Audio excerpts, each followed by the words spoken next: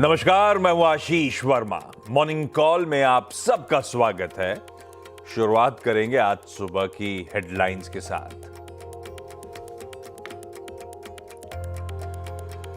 Global संकेत ठीक ठाक, लेकिन बावजूद इसके गिफ्ट निफ्टी में दबाव के साथ काम। क्वालिफायर्स ने कैश में करीब 2,500 करोड़ की बिकवाली की। हालांकि यूएस में और रेट कट की उम्मीदें बढ़ी। अनुमान के मुताबिक रहे रिटेल महंगाई के आंकड़े। अमेरिकी बाजार फ्लैट बंद, एशिया भी मजबूत।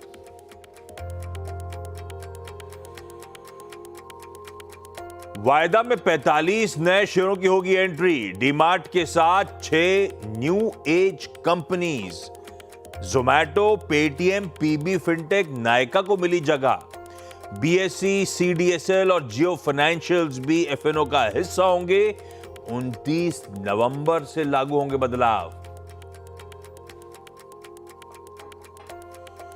आयशर मोटर्स के नतीजे अनुमान के आसपास रहे। दूसरी तिमाही के मुनाफे में 8% तो आय में 3.5% की बढ़ोतरी। मार्जिन पर आया 1% का दबाव। दूसरी तिमाही में पीआई इंडस्ट्रीज के नतीजे अच्छे। प्रॉफिट 6% तो रेवेन्यूज 5% बढ़ा। मार्जिन में भी 2% की ग्रोथ। उधर दीपक नाइट्राइट का मुनाफा 5% से ज्यादा घटा, लेकिन आय में 14% का उछाल। दूसरी तिमाही में वोडाफोन आइडिया का घाटा तिमाही आधार पर बढ़ा। कंपनी को 7,186 करोड़ रुपए का हुआ लॉस। हालांकि रेवेन्यूज में 4% की ग्रोथ। आरपूस 154 से बढ़कर 166 रुपए हुआ। और आज आएंगे निफ्टी की कंपनियां हीरो मोटोकॉर्प और ग्रासिम के दूसरी तिमाही के नतीजे। 10% बढ़ सकता है हीरो मोटोकॉर्प का स्टैंड अलोन मुनाफा। मार्जिन में दिख सकता है सुधार। साथ ही वायदा की 5 कंपनियों के नतीजों का भी रहेगा इंतजार।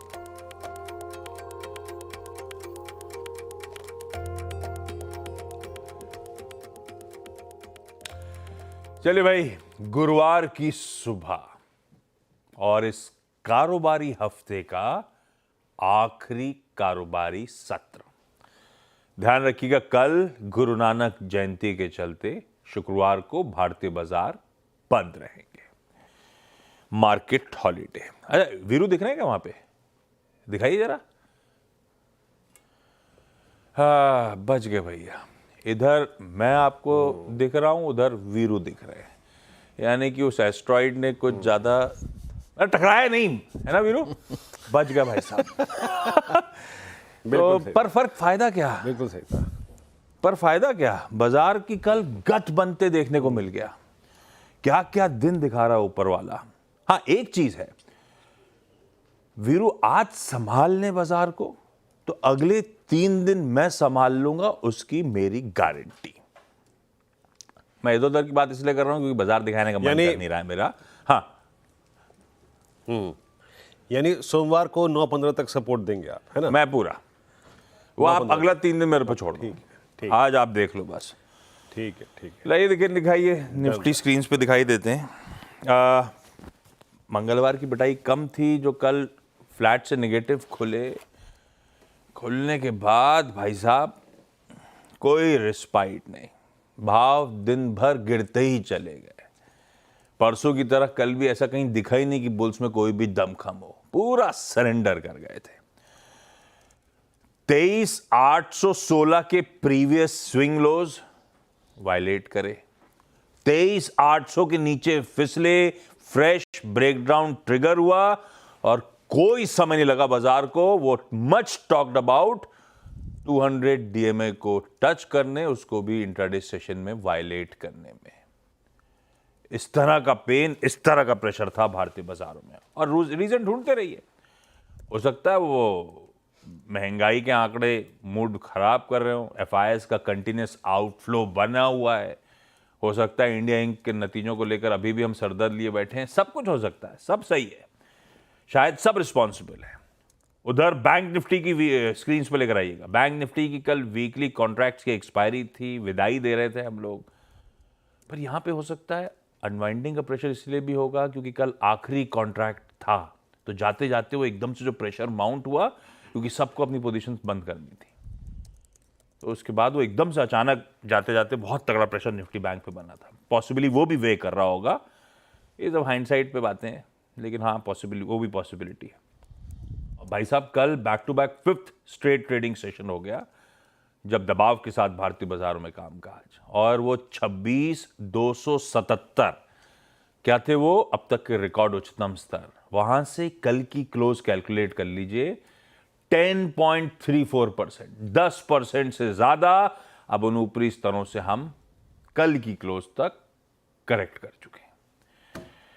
और देखना अब यह है कि जो मच टॉक्ड अबाउट और कहा जाता है बड़ा क्रूशियल 200 डीएमए है, अब इसके इर्द गिर्द कैसे बिहेव करते हैं भारतीय बाजार। गिफ्ट निफ्टी कह रहा है 30 पॉइंट के हल्की कमजोरी के साथ फिर गुरुवार के दिन हम शुरुआत करेंगे। और माज बगल में बैठे हैं, इनसे बातचीत होगी। किस तरह का मूड माहौल ग्लोबली नजर आ रहा है, वीरू बताएंगे। निफ्टी बैंक में अब finally Thursday trading session approach क्या रखनी है, और हर्षदा बताएंगे कुछ देर बाद आपको सारे इंपॉर्टेंट स्टॉक्स इन न्यूज। लाइए एशियाई स्क्रीन पर रख दीजिए। मार्केट सारे के सारे हमारे एशियन पीयर्स कैसा बिहेव कर रहे हैं। हम थोड़े से पस्त हैं। एशिया ठीक मिला जुला सा लग रहा है, ये देखिए आपकी ऐसा कुछ नहीं है। यूएस में भी, यूएस में आप कह सकते हैं आप वो जो प्री इलेक्शन पोस्ट इलेक्शन जो मोमेंटम पकड़ा था अब वो फिजल आउट हो रहा है। अब ताकि कंसोलिडेशन के जोन में आया है अमरीकी बाजार। ये यूरोप क्यों दिखा रहा है आज, यूएस नहीं दिखा रहेगा।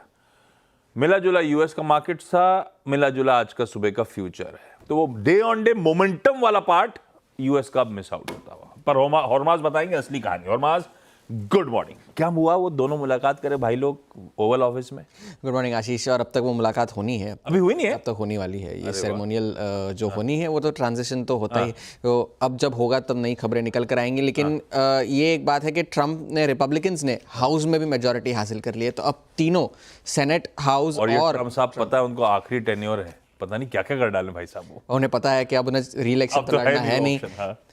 तो हाँ, तो ये एक फैक्टर, एक और एक जो चुनाव के बाद का जो एक बड़ा फैक्टर निकल के आना था वो निकल कर आया। लेकिन कल का जो बड़ा ट्रिगर था वो महंगाई के आंकड़े थे, और महंगाई के आंकड़े अनुमान के मुताबिक आए हैं। वो बाजार के लिए एक राहत की बात थी, क्योंकि 2.6 का अनुमान था और 2.6 ही आया है सीपीआई का आंकड़ा। और उस वजह से अब जो फेड की दिसंबर में 25 बेसिस पॉइंट्स की रेट कट की जो उम्मीद थी वो अब 60% से बढ़कर ओवरनाइट 80% हो चुकी है। इस वजह से ये एक पॉजिटिव निकल कर आया है बाजार के लिए। देखिए पिछले अब साल दर साल तो बढ़त हुई है, पहली बार मार्च के बाद सीपीआई के आंकड़ों में बढ़त हुई है, लेकिन अनुमान के मुताबिक थे, अनुमान से कमज़ोर नहीं थे। That's a positive. तो वो एक बात है। लेकिन अब जो सारे व्यूज़ निकल कर आए हैं वो डाइवर्जेंट है। वो बहुत सारे लोग तो मानकर चल रहे हैं कि अब 25 तो तय है दिसंबर में। सिटी बैंक ऑफ अमेरिका का कहना है कि, सिटी का कहना है कि 50 हो सकता है, मगर 50 वो थोड़ा सा ज़्यादा फारफेच्ड हो गया, क्योंकि इतना फ्रंट लोड नहीं करेगा ट्रंप। अर्थव्यवस्था की हालत तो ठीक है, कोई ऐसी खराब बात तो है नहीं, और महंगाई बढ़कर आई है, ऐसा भी नहीं कि गिर कर आई है। और जब महंगाई, ये जो आखिरी जो स्टेज होता है वो हमेशा फेड को चुनौती देता है कि जो 2% तक पहुंचने में थोड़ी सी तकलीफ हो जाती है उन्हें। तो अब ये एक है। मॉर्निंग स्टार का कहना है कि कट पॉसिबल है, मगर ऐसा भी हो सकता है कि कट ना हो। और यही बात रीगन कैपिटल का भी कहना है कि एक कट बचा है फेड के पास, और शायद जनवरी 2025 से वो फिर से पॉज पर आ जाए, ऐसा हो सकता है। तो ये बाजार में भी कल दिखा, जो पोस्ट इलेक्शन सारी रैली थी जिसका आपने जिक्र किया, वो सारी जो एग्जॉशन जिसे आप कहते हैं कि अब बहुत चल चुके हैं, अब थोड़ा सा आराम कर लेते हैं, उस तरह का माहौल देखने मिला हमें वॉल स्ट्रीट पर भी कल। डाउ लगभग 200 पॉइंट अपने दिन के ऊंचे स्तर से गिरकर बंद हुआ, नैस्डैक भी लगभग 150 पॉइंट नीचे गिरकर बंद हुआ अपने ऊपरी स्तरों से। तो पर हुए तो सारे बंद फ्लैट लाइन पर ही बंद हुए, कोई ऐसी बड़ी मोमेंटम या कोई ऊपर नीचे बंद नहीं हुए। अगर मार्केट के बियॉन्ड देखें तो अब 10 ईयर की जो यील्ड है वो अब फिर से 4.5% के लगभग जा चुकी है। डॉलर अभी भी मजबूत बना हुआ है, वो एक सरदर्द हमारे लिए अभी भी है कि डॉलर इंडेक्स अभी भी 2 साल के सबसे ऊंचे स्तर पर है। बिटकॉइन ने कल 93,000 पार कर लिया, फिर थोड़े से नीचे आ गए, मगर 93,000 का स्तर छुआ। अब जो एनालिस्ट्स हैं वहाँ के, वो अब कहने लगे हैं कि अब निवेशक वजह ढूंढ रहे हैं बाजार को गिराने के लिए, कि भाई अब बाजार गिरे तो हम खरीदें, जो बाय द डिप कर सके। मगर अगर कोई डिप आई भी तो फंड मैनेजर्स बैठे हुए हैं, वो खरीद लेंगे, तो अगर डिप आई भी तो शैलो डिप होगी, कोई ऐसी बड़ी डिप नहीं ऐसा बोला तो हमारे बाजार में भी इन लोगों ने गिरते ही चले जा रहे हैं। मगर अब चिंता वहां पर यह है, महंगाई, फेड, ये चिंता नहीं है। चिंता यह है कि अगले हफ्ते एनवीडिया के नतीजे आने वाले हैं, उस पर ज़्यादा नज़र बनी हुई है। जो सर्वे कराया था किसी ने, तो वहाँ पे पता चला कि महंगाई से ज़्यादा लोगों को एनवीडिया के नतीजों की ज़्यादा चिंता है। वह वो अगर थोड़े से गड़बड़ा गए, वो एक वजह मिल सकती है बाजार को गिरने के लिए, पर एनवीडिया के नतीजे ऐसे गड़बड़ाने जैसे तो होते नहीं है। तो वो अगले हफ्ते देखेंगे, 21 तारीख को नतीजे आएंगे एनवीडिया के। एक एसेट क्लास जिसने अब अंडर परफॉर्म करना शुरू कर दिया है वो है गोल्ड। सोने की कीमतों में गिरावट आई, बड़ी गिरावट है। अब अपने रिकॉर्ड स्तर से जो 2800 का स्तर छुआ था डॉलर के हिसाब से, अब उससे 8% नीचे गिर चुका है सोना। लगातार 4 दिन से तो गिरते ही आ रहा है, और ट्रम्प की जीत के बाद से ही सोने में गिरावट आई है। लगभग सोने ही नहीं, लगभग सारी कमोडिटीज में, फिर चाहे वो एल्यूमिनियम, ट्रम्प की जीत के बाद ऐसा लगा रिस्क ऑन शुरू हो गया। रिस्क, हाँ, और कमोडिटीज के लिए एक नेगेटिव था, ये तो हमने बात भी करी थी। तो ये एक गोल्ड के प्राइसेस में गिरावट आती जा रही है। अब कल तो हमारे लिए तो छुट्टी है, तो 2 दिनों के ट्रिगर्स हमें डाइजेस्ट करने होंगे। आज यूरोजोन के जीडीपी का डेटा आएगा, आज जॉबलेस क्लेम्स आएंगे, प्रोड्यूसर प्राइस इंडेक्स भी आएगा यूएस में। जेरोम पावेल आज बयान देने वाले हैं किसी इवेंट में, तो वहाँ पर भी नज़र लगाई कि आगे अब वो क्या बोलने जा रहे हैं। पिछले हफ्ते तो उन्होंने कुछ नहीं कहा कि आगे की पॉलिसीज़ में क्या करेंगे, तो आज की जो उनका जो बयान है वो देखने लायक होगा। कल चीन में रिटेल सेल्स के आंकड़े आएंगे, इंडस्ट्रियल प्रोडक्शन के आंकड़े आएंगे, और वही आंकड़े यूएस में भी आएंगे कल। तो 2 दिनों के हमें क्यूज डाइजेस्ट करने हैं। तो फिलहाल हैंडओवर देखा जाए तो एक स्टेबल हैंडओवर आप कह सकते हैं, मगर डाइजेस्ट करने वाली बात तो हमारे लिए तो डोमेस्टिक ही है। हाँ, और कल वीरू सच्चिदानंद उत्तेकर का एक मैसेज आया, फॉरवर्ड आया मेरे पास। बोले अगर ये मार्केट की करंट कंडीशन ऐसे ही कंटिन्यू करेगी तो गवर्नमेंट को जल्दी लाडला ट्रेडर स्कीम की शुरुआत करनी पड़ेगी, हम सबको मंथली अलाउंस देना पड़ेगा। अच्छा, कल ऐसे जो कल का निफ्टी रखिएगा स्क्रीन पे। बात हुई थी भाई 24,000 ब्रीच होगा, और वो हुआ, डिसाइसिव हुआ ट्यूसडे को। उसके बाद हम 23,802 तक स्लिप हो सकते हैं, और फिर और मामला गड़बड़ाया तो 23,535 भी स्क्रीन पर आया। कल वो लेवल भी देखने को मिल गया। इवन निफ्टी बैंक पे बातचीत हुई थी कि जो शॉर्ट हैं अगर ब्रीच करते हैं तो आपके सामने सारे टारगेट जो आए थे कल ऑलमोस्ट सब मीटअप होते हुए नजर आए, पर पेन बहुत था स्क्रीन पे। वीरू, कल के डेटा के बाद की भाई रीडिंग क्या कहती है? अब ये क्रूशल 200 डेमा हो जाए या इवन सिंपल मूविंग एवरेज हो जाए, उसी के इर्द गिर्द आके अब हम खड़े हुए हैं। आम तौर पे किस तरह का बिहेवियर होता है इन क्रिटिकल क्रूशल जोन्स को जब हम टेस्ट करते हैं? कोई रिस्पाइट प्ले आउट होती है कि नहीं होती? आज होगी नहीं होगी पता नहीं, जनरली होती है कि नहीं होती, और अप्रोच रखें क्या डेटा को देखते हुए? गुड मॉर्निंग आशीष। देखिए, पहले तो आज के इस दिन पे और कल की छुट्टी को देखते हुए, ग्लोबल मार्केट्स की मूड को देखते हुए, रामानंद सागर के रामायण में एक गाना था, गीत था कि यही रात अंतिम, यही रात भारी, और बस एक रात की है अब कहानी सारी। तो आप आज बड़ा क्रिटिकल डे है, आप समझ लीजिएगा, है ना। कल देखिए, परसों का जो रिवर्सल था ना आशीष, परसों का जो रिवर्सल, 24,000 का टूटना, पुट राइटर्स का जाना। 24,000 के पुट राइटर्स ने क्या कहा था? उन्होंने कॉल ली थी कि जनाब आप 23,800 नहीं टूटेगा। वो इसलिए वहाँ पे खड़े थे, बहुत weekly and monthly. Sell signal परसों ही जनरेट हो गया था कि अब डिसाइसिवली व्हाट एवर हैपन्स टूटेगा 23,800। और 23,800 कल मैं जो बात की थी 23,802 जहाँ स्क्रीन पे गया एक बार 200 डेमा आएगा ही आएगा, क्योंकि मीनिंगफुल कोई सपोर्ट था ही नहीं। और आखिरी में उस 200 डेमा की तरफ जो फ्लो था उसको स्ट्रांग बनाने के लिए it was bank Nifty and HDFC bank. Bank Nifty ने जैसे ही 50,815 तोड़ा, उसके बाद ऑलमोस्ट 200 डेमा आ गया, और आखिरी के 1 घंटे को स्पॉन्सर किया HDFC बैंक ने, FIs ने खाली किया कल। दोनों ही इंडस्ट्रीज ने कल अपने 200 डेमा को छू लिया, जो आपका इस वक्त का की प्रश्न था कि क्या इसको होल्ड करेंगे या नहीं करेंगे।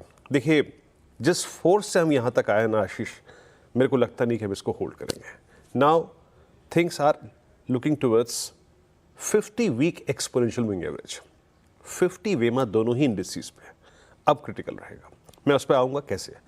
FIs की इंटेंस सेलिंग आपकी स्क्रीन पे आ रही है, और कल भी अगर आप देखें कैश मार्केट में 3400 करोड़ रुपए का सेल किया, 6,145 करोड़ रुपए का DIs का बाय का फिगर था। मैं अंदर के आंकड़ों पे नहीं जाऊँगा। इंडेक्स फ्यूचर्स FIS ने 1885 करोड़ का बेचा विद करीब करीब 26,000 कॉन्ट्रैक्ट्स सेल किए। स्टॉक फ्यूचर्स में 2454 करोड़ रुपए की बाई थी, यहां पे 32,000 कॉन्ट्रैक्ट लॉन्ग किए। और कल के स्टैट्स को देखते हुए आशीष एक बात क्लियर हो गई है कि FIS को दया अभी 200 डेमा पे भी नहीं आई है। Even at 200 day exponential moving average कल वो 26,000 कॉन्ट्रैक्ट शॉर्ट करके गए and with this short contracts करीब करीब इंडिसेस में उनके जो नेट शॉर्ट हैं आशीष वो करीब करीब अब 2,12,000 कॉन्ट्रैक्ट पहुंच चुके हैं। मैं आज थोड़ा सा वक्त लूंगा रणनीति पे। अब आप समझ लीजिए कि अगर आप ट्रेडर हैं और आपने कल शॉर्ट किया था और टारगेट को मेट कर लिया तो अब आप क्या करें, प्लेसमेंट लेके आइए। एक चीज़ ज़रा आप ऑप्शन पिरामिड्स में गौर से देखिएगा तो अब आपको आज की रणनीति मालूम चलेगी।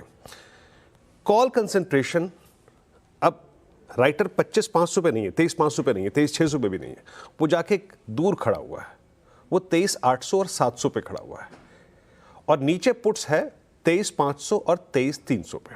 तो समझ लीजिए अब कल का लो क्या था, कंसिडरिंग एक्सपायरी टुडे 23,500 पुट्स का कंसेंट्रेशन है, considering expiry today 23,500 is 200 day exponential moving average age well.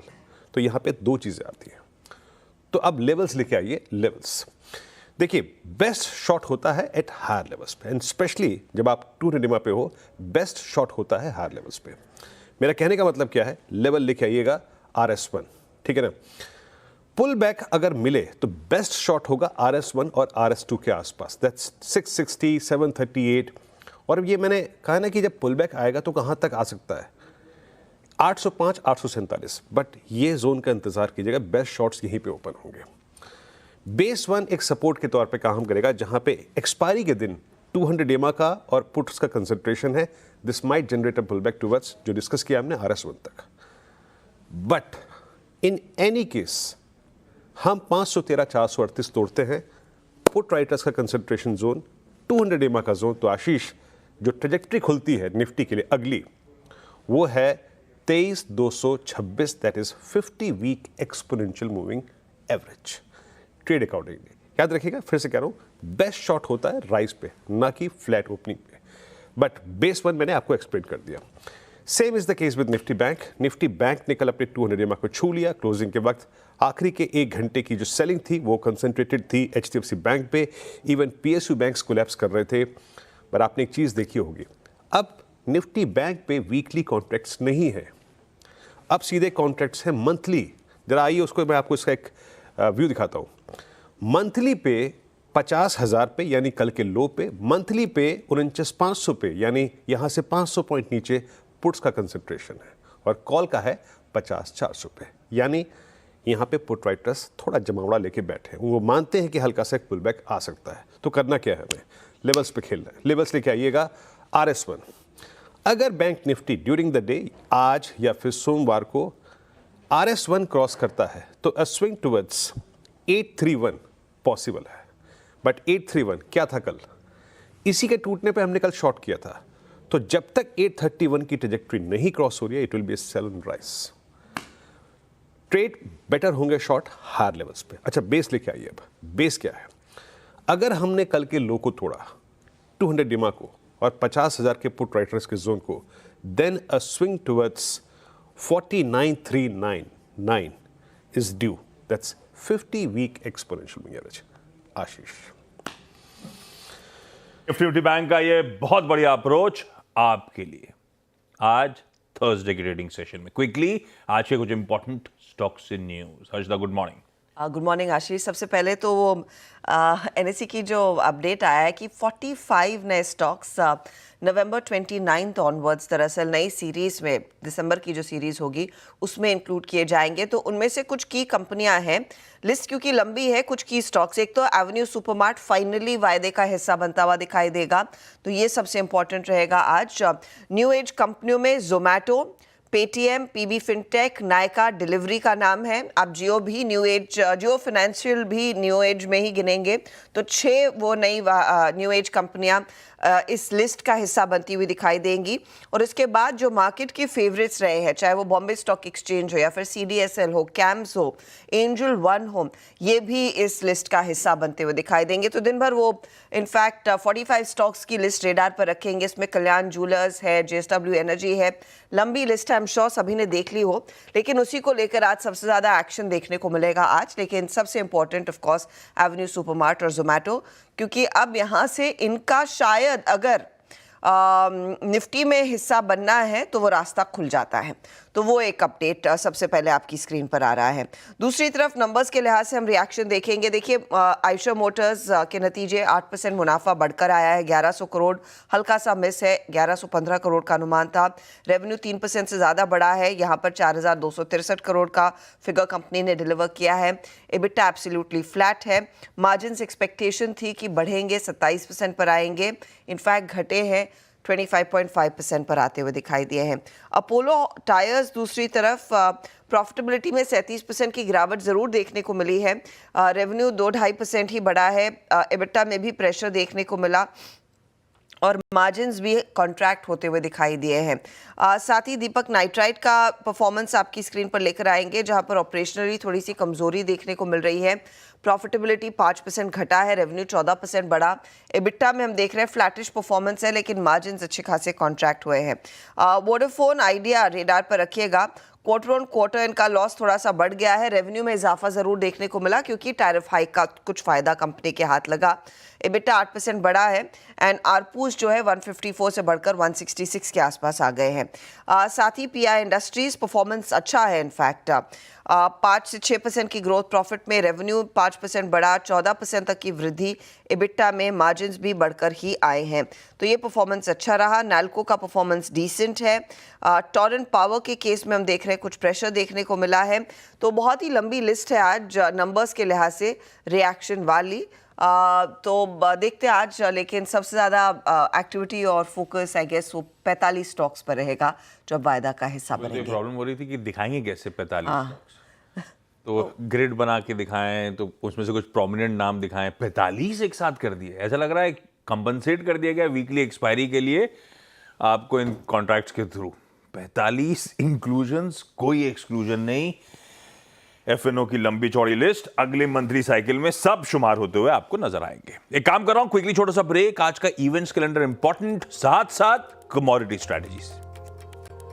चलिए भाई, ब्रेक के बाद आप सबका स्वागत है। आज का इवेंट्स कैलेंडर, थर्सडे है, निफ्टी 50 वीकली कॉन्ट्रैक्ट्स की एक्सपायरी का दिन। कल मार्केट हॉलिडे है, तो कल जो सेंसेक्स के वीकली कॉन्ट्रैक्ट एक्सपायर होते हैं प्रीपोन हो जाएंगे। तो आज निफ्टी के साथ साथ सेंसेक्स 30 के भी वीकली कॉन्ट्रैक्ट्स की एक्सपायरी। और आज लास्ट डे है सेंसेक्स 50 के वीकली साइकिल का।